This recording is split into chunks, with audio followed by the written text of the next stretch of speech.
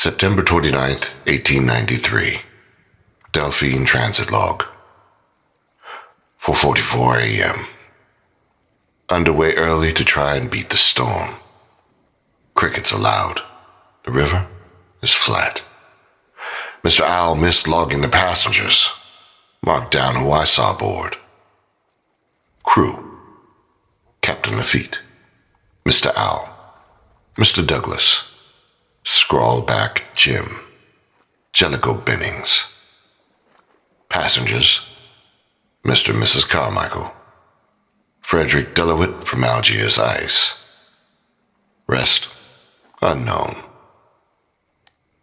6:45 a.m. The river is cast in gray light, higher than this time last year. A row of houses sit half flooded and sunk. There are children on the roofs throwing rocks at us.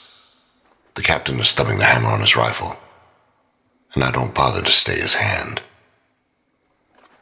8:15 a.m. We took a deep wake portside and passing a lumber barge. Something heavy dislodged in stowage, and Jellicoe and Scrawlback started to scuffle. Captain stepped in and slapped them both in front of the Carmichaels. No one will say what they're transporting down there, but Frederick said he heard whispering from one of the crates. 10:10 a.m. Nearly broadsided an oak tree felled by the wind, gusting up to 25 knots already. Captain doesn't seem concerned. He's excited. I would be too if my duty was to drink on deck all morning. 12 p.m. I saw the gust blow a circus tent clear into the river, and knew there'd be people caught inside the flotsam of canvas and logs. Steered away as best I could, but couldn't stop in time on account of it blowing over 35 knots. The passengers don't know. I had Mr. Owl clean the blood off the bow. If this storm wasn't haunted, it's going to be now. 4 p.m. Captain won't let us turn back. The storm is burn-marked clouds. The wind is getting stronger. Tastes like ash. Every omen of a hurricane is upon us. If we survive this, I'll make sure the captain never sets foot on this boat again. 1895, Summer. Tale of Submission, Verse 1. May I doubt the strangeness of the clouds no more. Many forget, but those of us who remain grounded know that there is something darker lurking behind them. There is a sickness in this rain. It clings too long to leaves and bark. The sound of it dripping on the soil is wrong. Each drop leaves the impression of an insect's footfall in my mind, and the mist here tastes rotten, and I'm repulsed anew with each breath. The strange folk about are not bothered by the wetness. They dart out of bushes in the rain holding iron, boards, rack. They're building a sculpture from this driftwood and the gnarled parts of a boat wreck. They carry each piece as a sacred object, a rare treasure. They are too caught up in their work to notice me. I slunk to the altar they constructed and discarded the secrets of my honor to its tainted form. In return, I have gained a shadow, an extra shade over my own. The corrupted cannot see me now, not the hives with their screeching and swarms blown like leaves, not the armoreds strung with wild barbed wire. If I'm quiet, I slip between them. I'm a shadow thin enough to cut light. With the bayou's blessing, I can hunt the miscreation known as Rotjaw. But I have lost something. When I close my eyes, I see veins of silver. They are my own veins, but it is not my blood inside them. It is blood from a different land. I feel it. Something else seeing through my eyes instead of me. Something beckoning me to kneel on the banks, to kiss the tracks of the beast with its jaws open to the clouds. The beast that drinks this rain and wishes upon us the foulest season of rot and bloom. 1895, Summer. Prosychomai of the Primal, Volume 1, Chapter 1. This is the vow all primal share. I've only seen a glimpse of her through the overwash, rot-dappled, lumbering with a full-bellied sway. There was someone inside her, not whole eaten. They shot a gun through her flank to escape, but she tensed, twirled the angels of her stomach, and crushed them so only an arm dropped out. I gathered that arm. I enwreathed it with blue crab. I balanced it on the bitten carapace of a turtle to make myself a compass. Not one that points near north, but one that aims true to the wishes of men soon to be preyed upon. The others want to gut her, lash her mandible, sip her salt life until its red be gone, and they possess magics not known. That reptilian folk can't be tracked. He has gained some instinct, some knowledge of my presence without regard for the direction of the wind or sound. Like he smells the blood beating in my heart. His children are easily followed, that ward and that humpbacked one. They are clumsy. They move with the steps of drunk fairies and leave their filth like crumbs. I can lick a beetle and tell of their direction. That is the filth they leave behind. If there is a testament to be writ here, it will be through our prosychomai, this prayer that does not cease. We will come face to face with her. We will offer her the miracle of many fleshes. We will feed her until she cannot move. Around her, we shall make a shrine. But I will be the one to sit atop her. I will have a throne in these waters at last.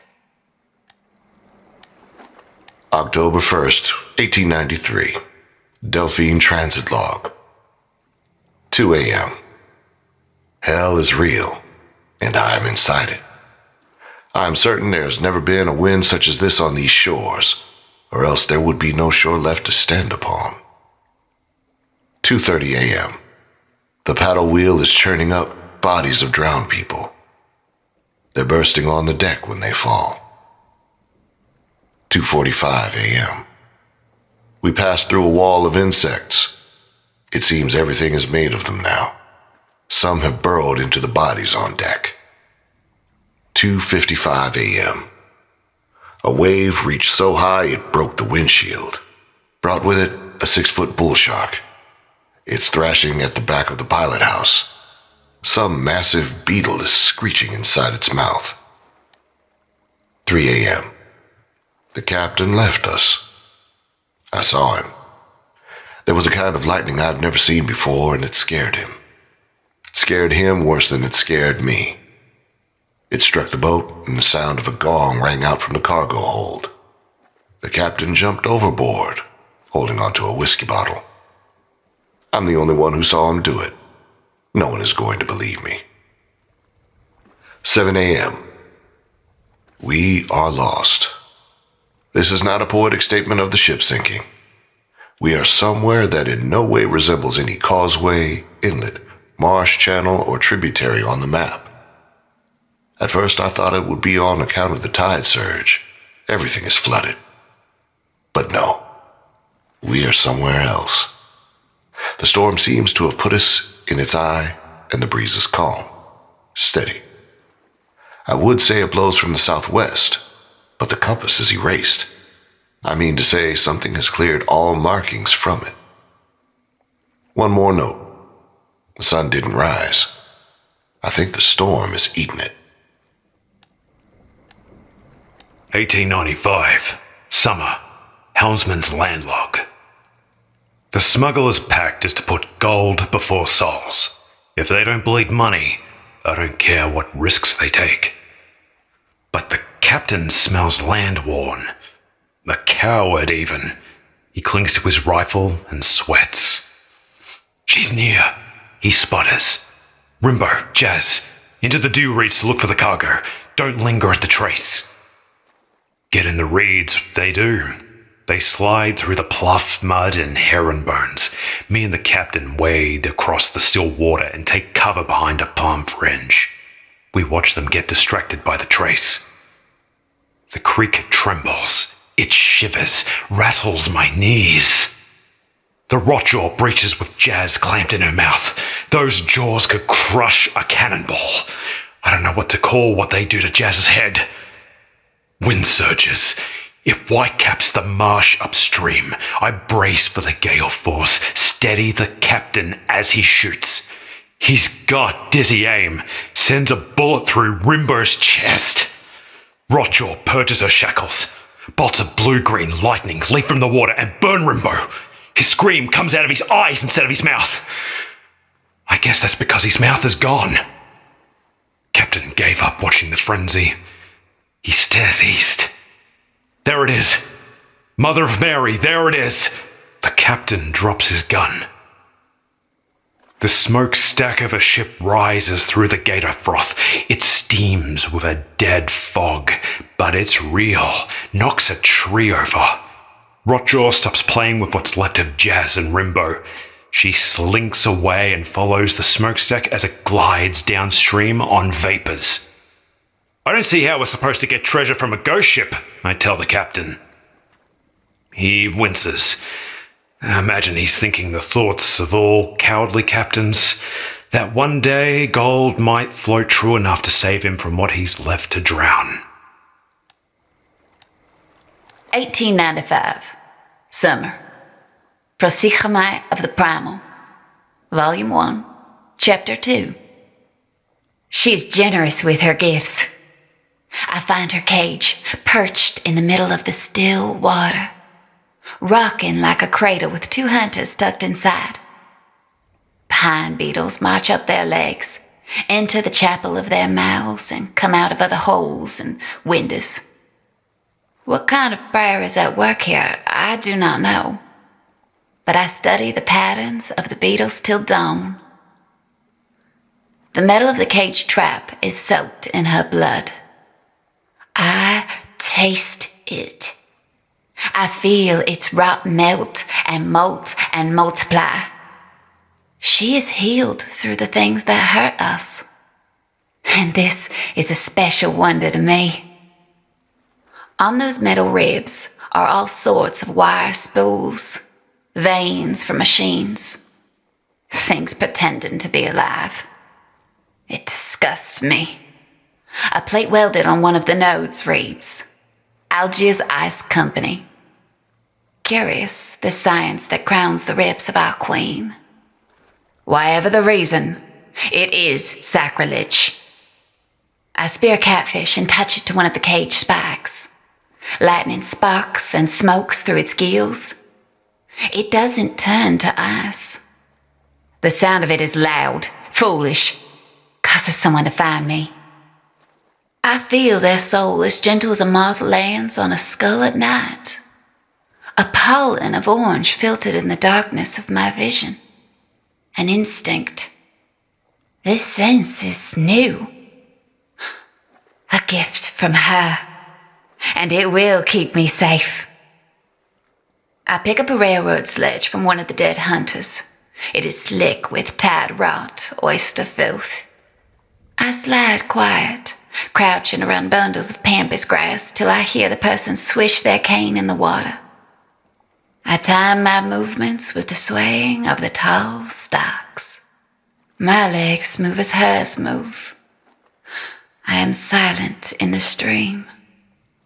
I raise the hammer and know that I am blessed. I let the hammer fall and know that I am blessed. October 1st, 1893. Still. Delphine Transit Log. 0000 AM. Time unknown. Time is irrelevant here, as is hunger, thirst, and other bodily functions. If Mr. Carmichael were to cut me open, he would find clockwork. Clocks inside all of us. The moon here is a joke. It barely moves. 0000 a.m. There are more people aboard than I thought. Most are hiding in cabinets or shuddering naked beneath poker tables. Some find river snails and isopods and shove them into their eyes. There are only a handful of the crew and passengers left to talk to. 0000 a.m. I told the rest that the captain abandoned us. Mrs. Carmichael called me faithless, said I steered us into a twilight hell. Mr. Carmichael accused me of pushing the captain over. Angelico agreed, mentioning that our cargo was immaculate. Frederick claimed that we had the Ark of the Covenant on board, that he could hear a voice from it without using his ears. Mr. Owl said he'd gut Frederick if he kept on like that. Scrawlback Jim shot off some rounds, shut them up. He said he wasn't hungry and hadn't pissed for 1,000 years. There was something stalking the boat he wanted us to go shoot. Apparently, the Delphine is full of guns and stolen goods. He mentioned some kind of crenulated insectile head like an artifact, too. 0000 a.m. They've been shooting for an hour at the giant beetles that plow these channels with their migrations, at the trees, at the waterlogged roaming sailors that explode silver vomit from their mouths. The sailors seem out of time, more lost than we are. 0000 a.m. The gunshots woke something up. It raised the Delphine a whole foot out of the water, then swam out, turned, and rammed us head on. All I saw were jaws tearing into the paddle wheel. 1895, summer. Helmsman's landlog. They say time heals all wounds, but it runs like water and drowns the unwary. "When you untie me, I'm going to stab you," the rat told me. She was wet and shivering. I shoved a rag into her mouth, smeared grease across her eyes out of courtesy. Testing the powers of a ship curse is brutal work. Captain left to talk to that man, Finch. Orders were to see if the Delphine had blessed us. I went beside Glib and the gunrunner by the altar we found. I didn't feel this would work. The rat was in the middle of the river. She couldn't move a finger lashed to that tree. I shot first, hit her in the shoulder. She didn't make a sound. Glib and the gunrunner shot her next, both in the legs. She made a sound then. Now, it was muffled through the rag. I watched her through my scope. Damn me if I don't speak true. The water boiled at her waist. Her skin spit out each bullet. The holes closed, all healed by the water. I shot the knot, let her loose. Glib spat tobacco at the altar. "This don't mean anything. The Delphine is running from us," the gunrunner told me. "From the captain." We hadn't seen or heard the rat swimming. She was just there, tucked a bayonet into Glib's ribs. Before I could cock her hammer back, she shanked the gunrunner in the neck and stuck me in the armpit. I've seen men shredded by anchor chains, slit at the throat by crane wire. Somehow we bled more than all of that. "Go on, boys," the rat said. "Time for your bath." We stumbled into the stream and the water boiled at our waists. Glib murmured something about mermaids drowning. Our cuts healed. Water turned to blood. The rat pointed north of the bayonet, to where steam rose above the trees, and a boat's ghostly engine struggled. October 1st, 1893. Forever. Delphine Transit Log, 0000 a.m. It seems we've been underway for 10,000 years. It feels like I'm made of ley line and fog. Mr. Carmichael can't leave the saloon without licking 5 barnacles in ritual sequence. North, south, south, west, east, south. Mrs. Carmichael lives inside what remains of the paddle wheel now. She hugs the axle and spins with each turn. Sometimes I hear her singing. Frederick has been building a contraption. He says he can use it to transport us home. When he leaves the cargo hold, I go and break parts of its cage. 0000 a.m. Mr. Owl caught a beetle the size of a sea turtle and tried to bring it aboard. He was going to try eating one again, but that alligator lurched out of the water and snapped his arms off. Mr. Owl won't be flying anytime soon. Again, that young girl was on the banks, watching, moving her hands all strange. Maybe she can control that thing. Maybe she can control all of us. 0000 a.m. Mr. Owl has rotted from the inside out. Last word he spoke was Rotjaw. 0000 a.m. After the 5th attack by the Rotjaw, we were boarded by a man on a rowboat, some stranger we'd never seen before. It shocked me. It ruined my view of this place as pure and chartless. The man said our cargo was special. He said the insectile head buried under the guns was special. Julius Caesar sacrificed a goat on that very relic, the man said. Napoleon Bonaparte tried to feed it to his horse, too. He said the object once showed a man how to make the very first fire. He said if we shoved it inside that alligator, we'd all go home. He tapped the deck with his cane when he said, home. 1895, summer. Tale of Submission, verse 2. The breath of a flower could break this man in half. If you patch me up, Brad, I can tell you about the alligator, the bloated man says. He's been wet for a long time. His skin is sick from the rain. The sores seem like a mole he should not have touched. His many broken bones were splintered by a heavy hammer.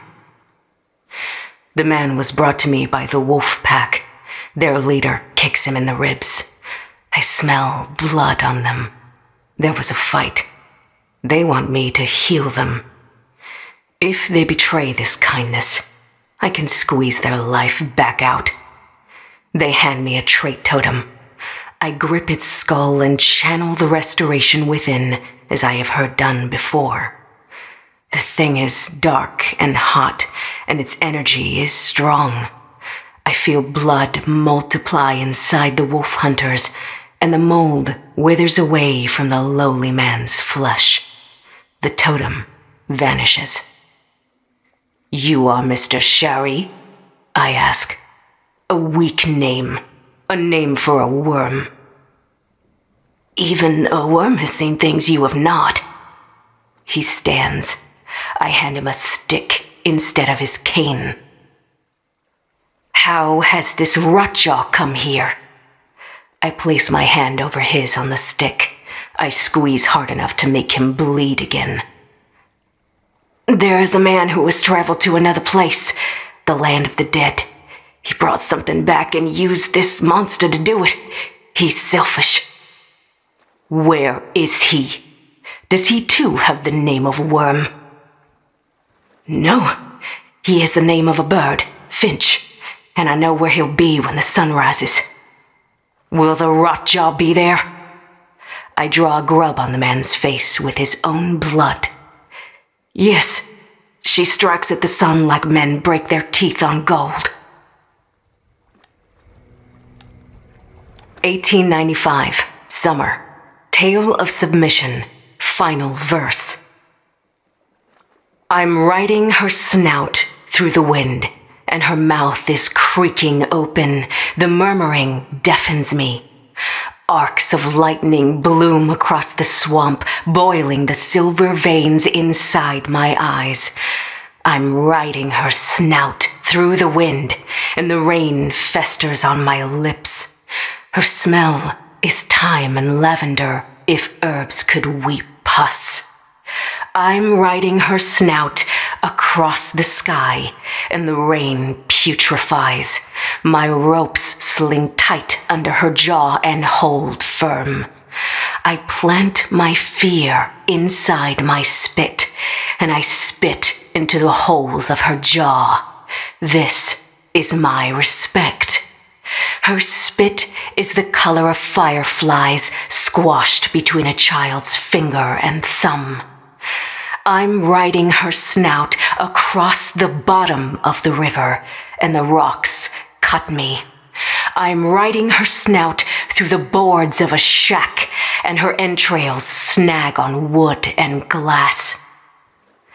Her rot blossoms in the creek, and many fish burn and blacken, and I breathe in their life to give my arms the strength they've lost. I'm riding her snout over the creek, and her tooth shears the lashing rope. She death rolls. I let go. The bow of a ship steams in her lightning filth, arching over her. I'm standing before her open mouth, and I bow, my arms out. If I drip on her tongue, she'll bite. If I breathe into her, she'll bite. I stand still. I swallow vomit and the rain. Inside the Rotjaw, I see an object not of this land. Its head-like, maybe a paper fossil, maybe a pupa birthed from the first insect to tread on land.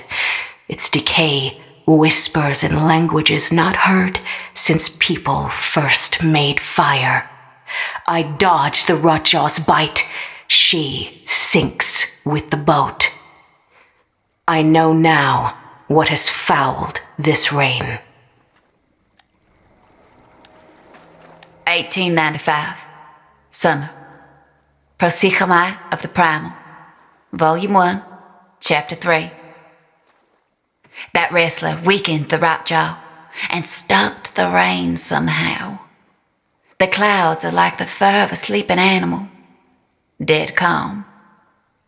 She gurgles in the water. She calls me to her. But others have heard too. 4 smugglers in a watchtower. That reptilian and his kin, skulking under walkways. A shield of hunters caring for the grounded behind the trees. The skinned one rushes from the roots of an upturned tree. Muzzle fire flares from both his hands. Bark explodes behind my head. A firebomb flutters and breaks on the watchtower. As a moth might were full of moonshine and lust. Those grounded hunters bring a grunt horde led by a host of hives. They weave through them, undetected, as the helmsman and his captain get flanked. The reptilian's aftermath fire blows apart a water devil herd. The hornback sets off my trap. She screams, suspended on barbed wire. I hear pistol ammo run dry. I roll in the water. I was born to be as quiet as the thoughts of a wave. My lance pierces the skin from behind. I push its tip all the way through the birdcage of his lungs. Bullets slip through my skin. They're the wishes of butterflies scorched by summer. A knife blesses my shoulder. An arrow finds my leg. The pain rings a cicada in my ear. But I am relentless. I've made it to the Rotjaw. I touch her for the first time. The heaving, pulsing wildness of her. I bleed all the blood I have left into her mouth and banish her soul as mine is leaving too. I find the ghost of her hand and hold it. If I can cheat this death, So can she. I whisper, I can't save you. I can't make of you a throne. I can only crown you queen of my heart and hope its beating brings you back to me. October 1st, 1893. Eternity. Delphine Transit Log. 0000 hours a.m. Frederick retrofitted his electric device to slide around the alligator. He said the relic told him how to do it. When he thinks he's alone, he cradles the thing like a baby, letting the isopods that follow it suck his fingers. 0000 hours a.m. I have a plan to stop Frederick's cage and whatever the man in the rowboat wants. If I could feed them to the Delphine, I would. If my plan works, I'll die. 0000 hours a.m. I stepped off the Delphine for the first time. I wanted to know what it was like, but she is more a part of me than my own blood. We are married. I could never leave her like the captain did. I will stay here with her. We will have a kind of children together, I think. 0000 hours a.m. Mrs. Carmichael sings when the Rotjaw comes near. She has sang for a whole geological age, but the thing has not appeared. Something else is about to happen. 0000 hours a.m. The storm is back. Mr. Douglas has been shooting into the wind to try and stop it. Mr. Carmichael is licking his barnacles in reverse order. His wife won't stop singing from the paddle wheel. 0000 hours a.m. Damn them all. They put a meat hook through Scrawlback Jim and drug him on a cable as bait. It happened too fast. The Rotjaw bit down, and they used the paddle wheel as a winch to reel it onto the main deck. It set that young girl on the banks to screaming. It set Mr. Douglas on blue fire. It set me to work to save the ship. 1895, summer, helmsman's landlog. The Delphine rained down from the sky. She broke apart as cursed as any shipwreck could hope to be. It happened when the fish woman crawled on the Rotjaw and banished her. The boat must have been ghosting through the clouds. The paddle wheel crushed someone hiding in a bush. Hull planks speared into the mud. A chain almost halved me. It was unnatural enough to scare off the other hunters. The crates and boxes and cases of her cargo rained down too. Guns and precious ammo tumbled from them. I picked up a double-barreled rifle with a shotgun bored beneath. I could tell it was more art than weapon. It was worth the lives of 100 men. Captain ignored the goods. He sifted through the black entrails of the gator. A rowboat fell and about killed him. I heaved the captain out of that I-core and noticed a gathering approach. They shambled in the manner of priests, gathered all the Delphine's debris. The largest of their following stared me down while the rest constructed an altar. Some familiar hooks slung over his back and steamed. They marched their new creation downstream in silence. The rat didn't like whatever they were doing. I suppose she was done with damning her soul for money. She held dynamite and the means to throw it. I shot her in the back before she could. The bundle went off in the water and tossed her. The rat hung on to life, and those gathering driftwood drug her to their shrine. They stacked and mounted whatever guts of the Delphine they could find. They readied their ritual. I watched the rat's soul get turned inside out and absorbed. It looked like a cloud. It smelled like the rain. Maybe that's what this rain is made of. But who's left to care when there is treasure to sell and guns to fire? I saw something gold in the water. I waited and stared and waited longer to see if it would float. October 1st, 1893. Time has an end. Delphine Transit Log. 0000 hours a.m. Frederick has doomed himself and the crew. But not me. Not the Delphine. His cage fit around the alligator, and he took that relic and activated it, and I saw Mrs. Carmichael flash to steam. The beast is loose and destroying the saloon. I pocketed a poker chip for luck and crawled into the boiler, sealed it from inside. I will give all my blood to the Delphine if it will keep her afloat. 0000 hours a.m. This is a miracle. The ship has chosen me. It will not let me die. The fires in this engine have not burned me yet. They have not consumed the ship's log for fuel so that I may keep riding. The Delphine knows I'm inside her. She knows I'm home at last. 0000 hours a.m. All is quiet. I knew the gator had won when the fire around me turned to pale green lightning. I see more stars in these sparks than the sky could ever hold.